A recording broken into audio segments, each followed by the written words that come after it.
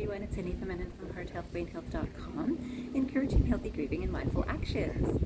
Today I thought I would start or continue teaching you about some of the things that I'm putting together here in Bali. And of course, if you've been watching my videos for a while, you would know that I put a high emphasis on love. And love meaning true, authentic, genuine love. Not desire, not pleasure, not transaction, but true, authentic, pure love.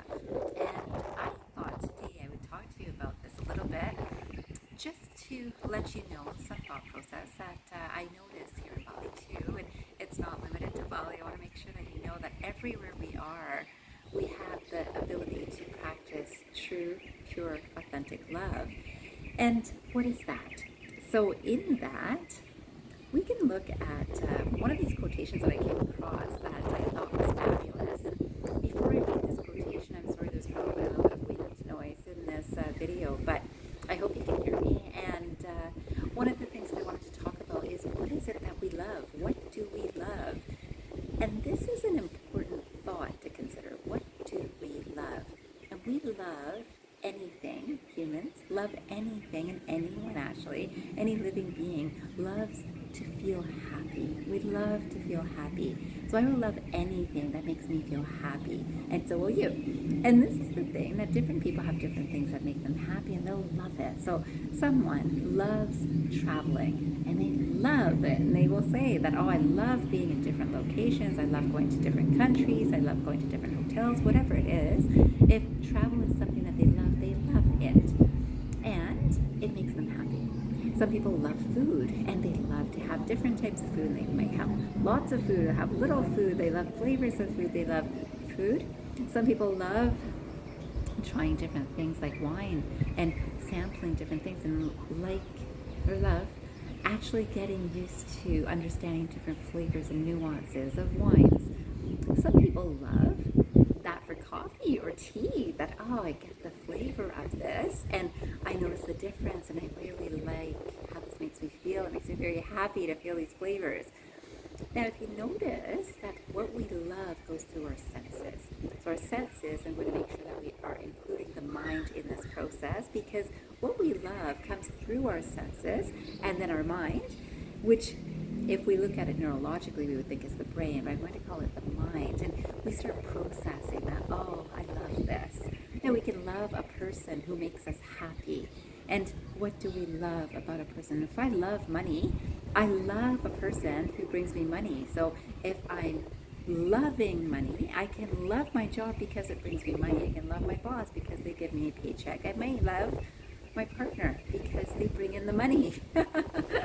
And we can understand and start understanding ourselves about what is it that we love, because it is the things that make us happy. So I thought I'd read this first quotation, which says, to love without condition, to talk without intention, to give without reason, and to care without expectation. That's the spirit of true love.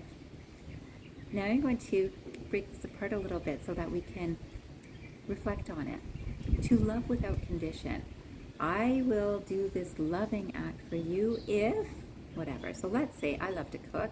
So I love to make someone that I love, especially, a nice meal. And why do I love them? Because they make me happy. They make me happy. They might appreciate my cooking. They might say, wow, that tastes so good. And I love the appreciation that they give me.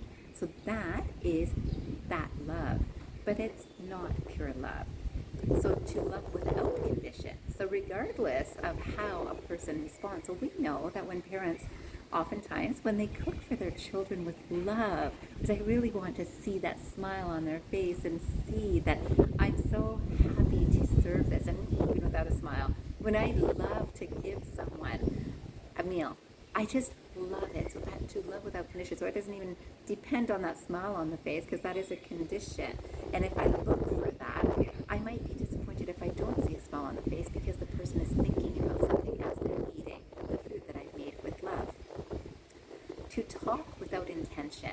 Now, instead of intention, I understand this quote is without a motive. So this is the way this mind understands this code, to talk without intention. So if I'm speaking to someone with love and kindness and consideration, it's not with an intention of a motive behind it. If I speak this way, maybe I'll get this, because that's not pure love. But when we speak without intention, I just love to speak kindly, pleasantly, lovingly with a person. I love, and even if I have something not easy to say, to lovingly express it, to share honesty and truth, is the intention is the honesty and truth, not will they listen to me, will they understand this?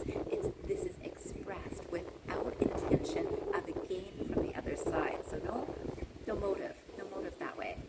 And to care without expectation. So again, to care is such a loving action.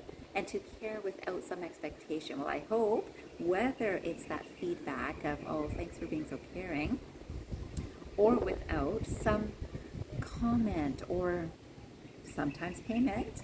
So let's say healthcare, we do this all the time, or we're caring for clients. Are we caring for them with an expectation that they'll come back next week, an expectation that they'll follow the suggestions that I've given, an expectation that they'll be kind to me? We do.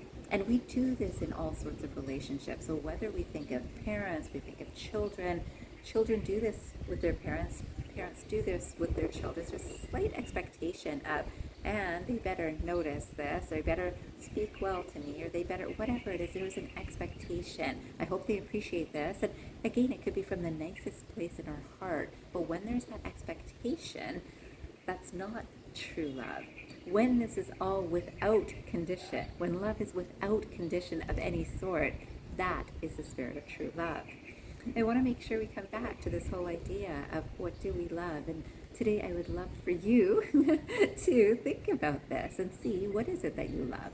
And you will notice that oftentimes it is the things that bring us happiness. And things that bring us happiness, we love while they do it in the way that brings us happiness. So let's say someone does the exact same thing every single day. So they pull out your chair for you to sit down. They pull out your chair for you to sit down. And then one day, after a number of times of pulling out your chair, you look over at the person and you say, couldn't you at least say hello? Or here you go? Or have a seat or something? Like, you just pull out my chair.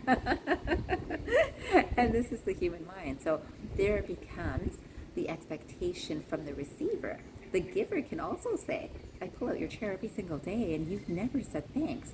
So there we understand our own expectation.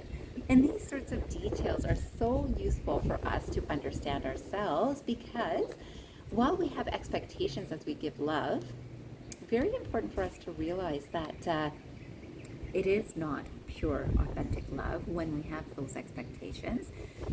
And it is very easy to work from a space of pure love if we are mindfully aware of ourselves. At the same time, we need, I would strongly encourage us to recognize that as we look for love from the outside, from a place we go to, from a restaurant we go to, from a food we eat, from our senses, we will never be satisfied for long. Because what will happen is our senses get tired. Our senses get tired of seeing the same thing. Our senses get tired of hearing the same things. Our senses get tired of speaking the same things. Our senses and hearing from the outside of, oh, I love speaking with this person because they always make me feel so good when I speak with them. Over time, even when they're speaking the exact same, we get tired of hearing the same things. And this is our own minds, and if we can understand our own minds, we can understand that there is nothing from the outside that will stay consistent enough to satisfy us regularly. So even if you love food, you will know that if you have the same food every day for the rest of your life, you will not be satisfied. You love food, but if it's the same every day, you will want some change. Now, what is it that we don't have to change? This happiness or a bliss space that can come from within is what we can understand and remember when we remember ourselves. When we're looking for happiness, something to love outside of us, it's limited, and it is not going to be long-term satisfactory in any sense space. So even our mind being satisfied, it will not be satisfied. Remembering the mind being part of these sense organs that I'm talking about here. So when we look at this, this idea is understanding that when we understand ourselves, we can come to the space of truly loving ourselves. When we love ourselves, like our true, honest, authentic, integrated, beautiful self, we don't need anything from the outside to feel that love. And this is what I would encourage for all of us. This is why I encourage us to go within to understand our own soul energy. This is where our power is. Love is a power too. And if we can understand this, we can give ourselves this authentic love, which then flows out from us to others. So today I thought I'd finish with this one more quote, and it says, "The best love is the kind that awakens the soul and makes us reach for more, that plants a fire in our hearts and brings peace to our minds." That is the best love. And again, when we get to this space within ourselves, this is why, again, we'll encourage meditation for anyone, but I also encourage the knowledge of learning about ourselves, to go within, to understand, to question, to contemplate, to self-reflect on why we do what we do, understanding ourselves to get to that loving space, and then sharing that with the world.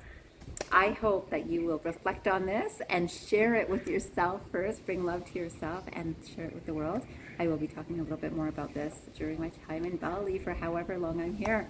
I wish you a fantastic day ahead, and I hope you remember, transform your mind and transform your life. Have a great day, everyone.